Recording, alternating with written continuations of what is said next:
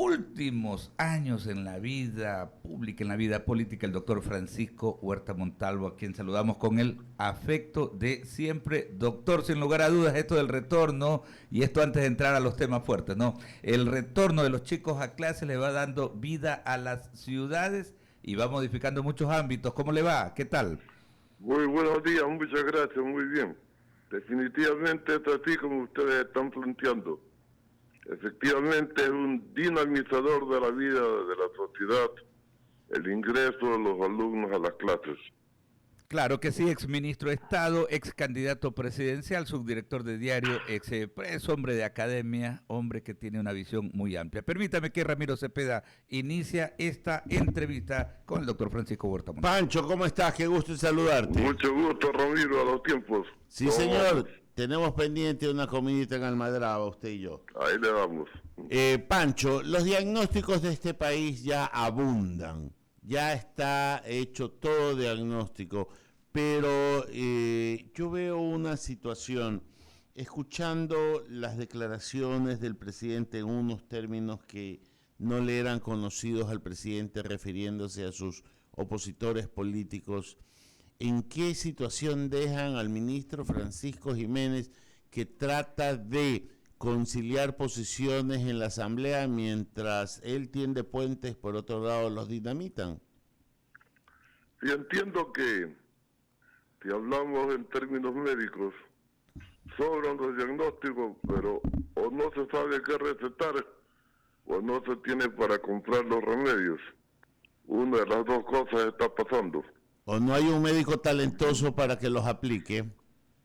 O hay una junta de médicos y tampoco se ponen de acuerdo en los criterios. Una pugna interna entre los galenos. Pero el hecho cierto es que la República no aguanta más sin tratamiento. Es una obligación ética del gobierno encontrar un tratamiento a los males que nos afligen. Por supuesto, algunos se sabe que son de largo plazo. Por ejemplo, tener control sobre la delincuencia desbocada. Sin embargo, hay elementos de juicio que permiten poder decir con certeza que la policía no ha recibido todo el dinero que se le ofreció para poder cumplir su oficio y que los planes de seguridad todavía no están trazados en la medida y profundidad que hacen falta. Entonces, efectivamente, más allá del diagnóstico, hay que comenzar la terapéutica. Lo complicado es que, como tú señalas, Ramiro, aquí se requiere concertación. Todos juntos en función de la seguridad nacional, por ejemplo. Y no va a ser posible si se dan palos de ciego e incluso se cae en un lenguaje que revela tal vez la angustia o la frustración de no encontrar una salida. En todo caso, ojalá pronto el presidente entienda que con los actuales médicos no vamos a lograr ningún plan terapéutico. Hablando dice el 24 de mayo su gabinete. Sí, hablando de los actuales médicos, aquí he discutido siempre la diferencia entre administrar y gobernar. El presidente es un buen administrador, sin lugar a dudas, pero en la tarea de gobernante, como que el conciliar posiciones muy por encima de ciertos paradigmas que todo jefe de Estado debe de tener, hay que renunciar a determinados códigos, pues contra la delincuencia absurda que existe, decapitados, colgados, asesinados, sicariatos. No hay muchas opciones que se puedan aplicar, pues hasta ahora yo he visto al Estado reaccionar y no accionar, siempre la ola de la delincuencia superando a la ola de la policía y los militares. Y efectivamente, como tú planteas, hay algunas acciones que no pueden realizarse sino logrando grandes consensos que superen incluso las propias maneras de pensar. En el tema de aborto hubo unas manifestaciones que hacían pensar que sí en esa línea.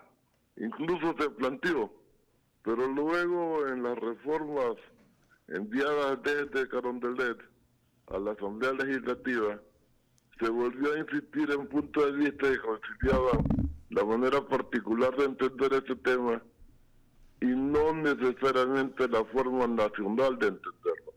Por eso se produjeron tensiones. Claro, no siempre el presidente tiene que ir siguiendo el flujo que los acontecimientos determinan en una determinada ocasión, valga la redundancia, pero aquí estamos a contraflujo de demasiadas ocasiones y por temas que no son lo de fondo.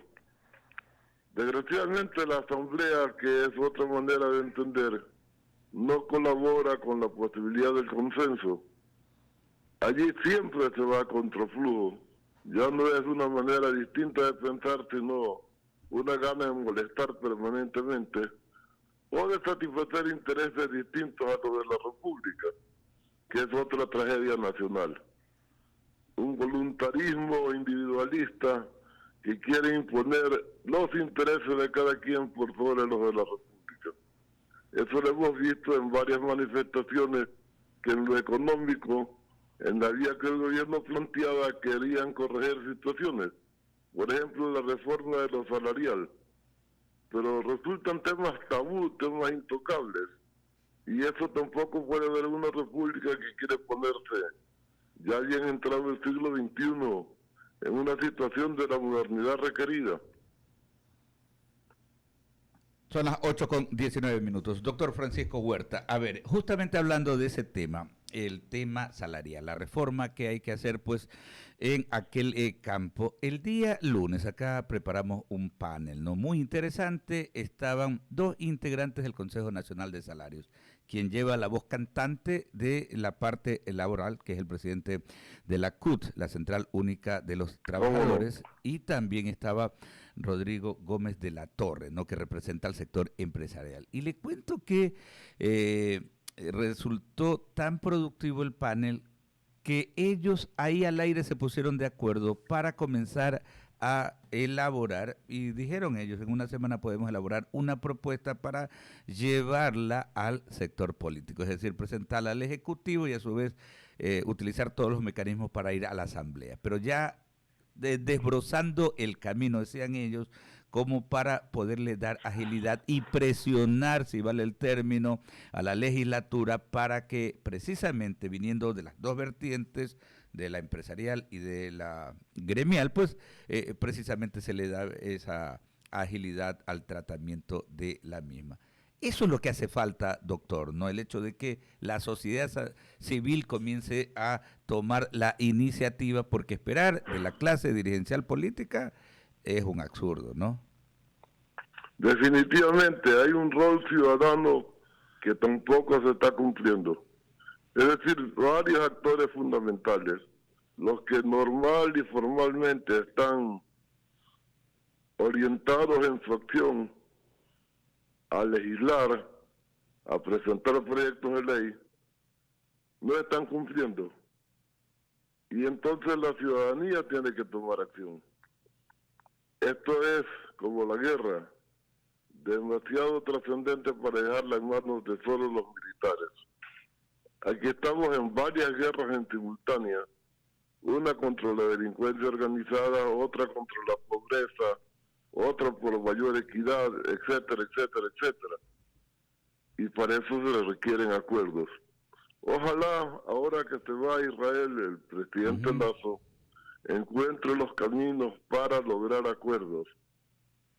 No superviviría el Estado de Israel si no hubiesen logrado los grandes consensos que allí hicieron posible que las distintas vertientes de la política tengan todas las discrepancias del caso, menos las que hacen falta para preservar el Estado de Israel. Y claro, ya que menciona usted aquello, justamente le iba a consultar, porque hablando de los temas de fondo, ¿no? Uno de los temas de fondo es la lucha contra la corrupción. Ayer el presidente hacía público, pues mediante decreto también ya convertía en Secretaría Anticorrupción, pues este estamento que a nivel de consejería lo venía acompañando, ¿no? Eso por un lado, pero por otro lado también el combate contra las organizaciones vinculadas al crimen organizado transnacional, ¿no? El viaje a Israel es determinante porque más allá de lo que usted menciona, de los consensos alcanzados allá en la nación hebrea, también hay el otro aspecto, la asistencia técnica en materia de seguridad.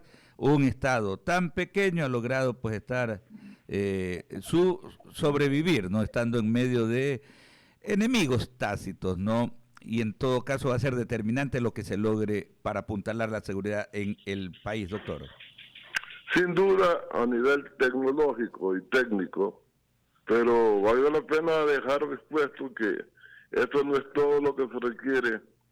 Por ejemplo, para acabar con las vertientes derivadas de la pobreza extrema que generan delincuencia. Aquí también tenemos robo famélico, el que se hace por hambre. Y esto no es cuestión de solo poner camaritas para vigilar, sino de dar de comer. Y eso significa, otra vez, vinculado con lo salarial, generar empleo y que la gente se gane su pan con dignidad. Eso no está ocurriendo en el Ecuador de estos días. Hablando de academia que inicia actividades, aquí no garantiza nada tener el título, puesto que la dificultad de encontrar trabajo es una circunstancia de todos los días, con la coyuntura negativa de que se exige experiencia laboral para conseguir empleo. ¿Y cómo hace la gente para vencer el círculo vicioso de no tener el primer empleo para conseguir empleo? Hay que modificar las leyes, hay que dar consideraciones especiales a las situaciones especiales. Claro que sí, es un contrasentido, ¿no? Verónica Landetacón, otra inquietud para el doctor Francisco Huerta Montalvo. Doctor Huerta, hemos abordado aquí el tema de llegar a acuerdos, de discutir, de sentarnos, lo que la política siempre ha sido, ¿no? Desde la época de los griegos. Sentar, discutir, planificar, ver una solución en medio de la problemática y la polémica. Pero ¿cómo entendemos nosotros el comportamiento actual que tienen los políticos, esas líneas que hoy definitivamente marcan el ámbito de la política, cuando vemos una asamblea que ya llevó a cabo la conformación de esta comisión para evaluar a la presidenta de la asamblea, Guadalupe Llori, bueno, y se produce esa fricción que no permite definitivamente seguir trabajando en lo esencial para la sociedad? Desgraciadamente estamos volviendo en varios ámbitos a la vieja política, a la que queríamos superar, en el lenguaje y en las formas, pero también en lo de fondo. Así no vamos a llegar a acuerdos, y me iba a permitir hacer la broma, pero me imagino que la entrevista que ustedes se referían entre dirigentes sindicales y dirigentes de los empleadores se dieron por teléfono, porque podría haberse llegado a un acuerdo verbal, pero al bajar las escaleras de la radio y al salir ya estaban en desacuerdo de nuevo, porque tenemos ese espíritu que no se conforma con el consenso, que quiere el 100% de la victoria para una de las partes. Y estamos aquí aludiendo a otro elemento clave de la política, que no solo es el diálogo, sino también saber comunicar. Les garantizo que el presidente Lazo ha hecho más de lo que comunica, pero no sabe comunicarlo. No tiene una política nacional de comunicación. Pancho, coincido. Así es, Eduardo. Coincido, Pancho, plenamente. El no saber comunicar es tan grave o incluso más de no hacerlo, ¿verdad? Recordemos algunos que no hacían pero comunicaban, ¿no, verdad? Así es.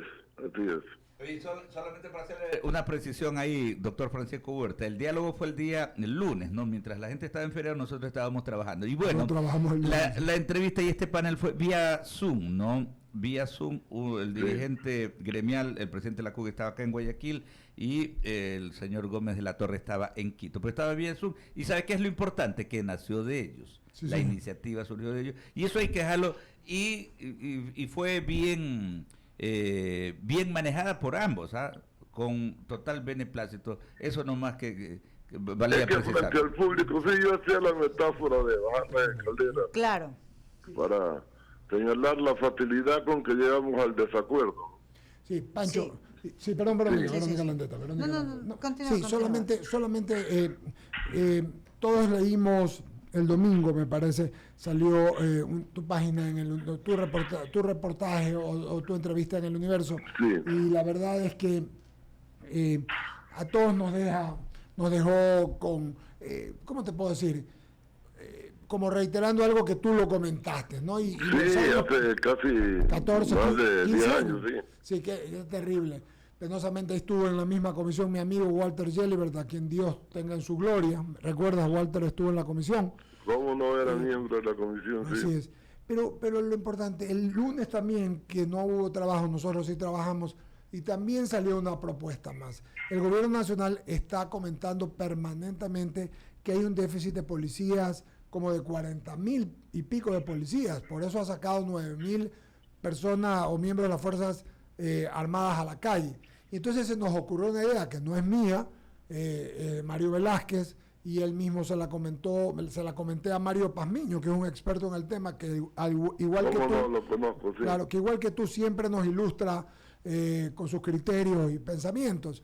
Y salió la idea de, ¿por qué no buscar una especie de Guardia Nacional, preparar a los reservistas para que en algún momento, para disuasión, en algún momento o evento, puedan ayudar, Pancho? Porque la verdad es que estamos desbordados. Yo veo al gobierno haciendo todo lo que puede. La gente reclama, pero ya no tienen cómo hacer más.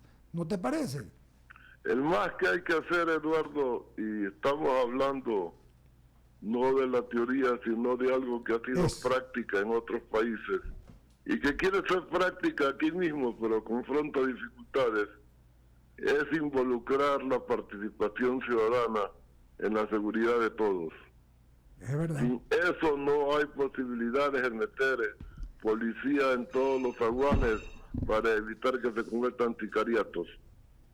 Tiene que ser la propia gente organizada barrio a barrio, y aunque no sea otra cosa de la que se la provea, por lo menos un pito para alertar al barrio cuando se producen actos delincuenciales.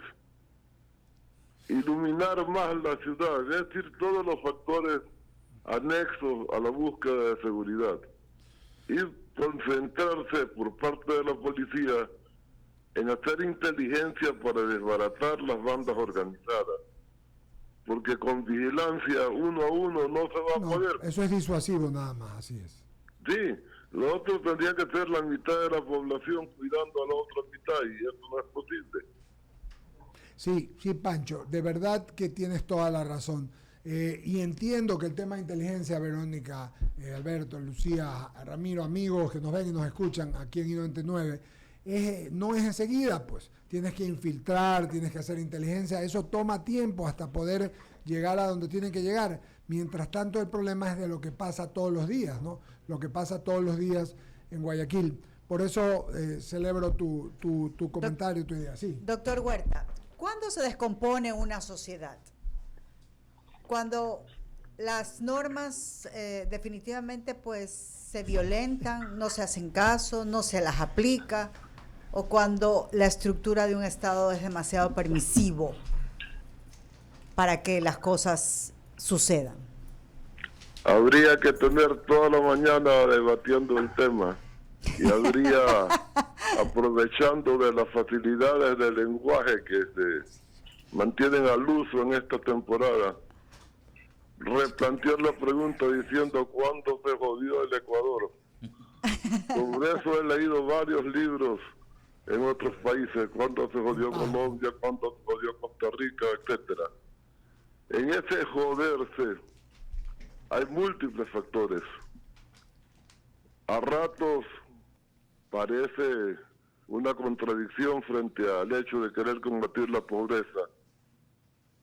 Tener una riqueza natural como el petróleo puede ser un factor que los pequeños negociados de a 100,000 sucres los convierte en negociados de a 100 millones de dólares.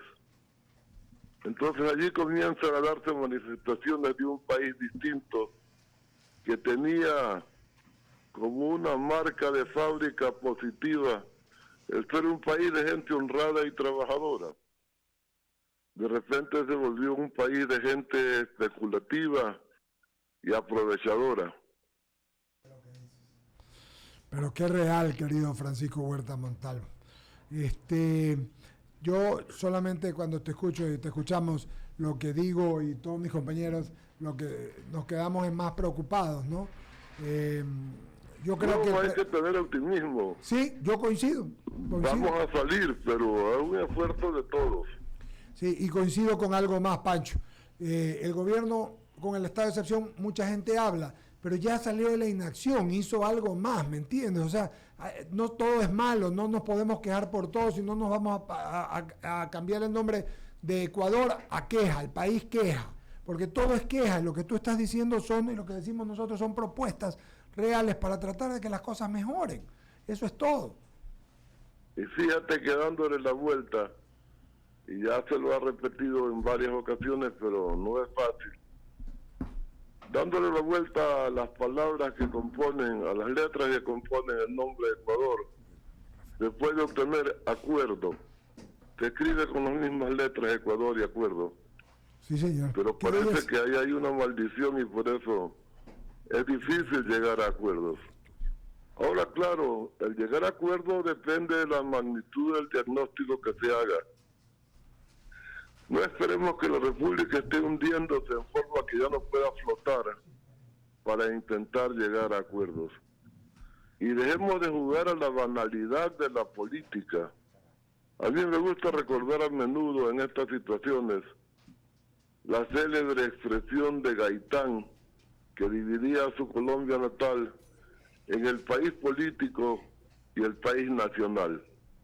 El país político son los acuerdos que llevan 2 meses tratando de sacar a la señora Yori de la presidencia del Parlamento. El país nacional es el que está sufriendo la desocupación o la inseguridad. Y el país político va por un lado, el país nacional va por otro. Hay que hacer que el país político coincida con las necesidades del país nacional, si no, no lograremos nada en el Ecuador. Cuando el país político, por ejemplo, Administración Galo Plaza, coincidía con el país nacional que estaba requiriendo desarrollo agropecuario, qué bueno que nos tocó un Galo Plaza y el banano y la ganadería y etcétera, con hombres como Clemente Yorobi cerca.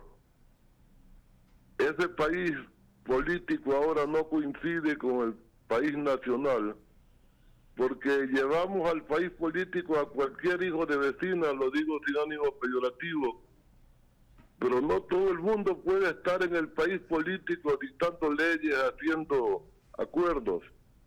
Allí tiene que haber cierto nivel de preparación que ahora no existe, se improvisa demasiado en el país político.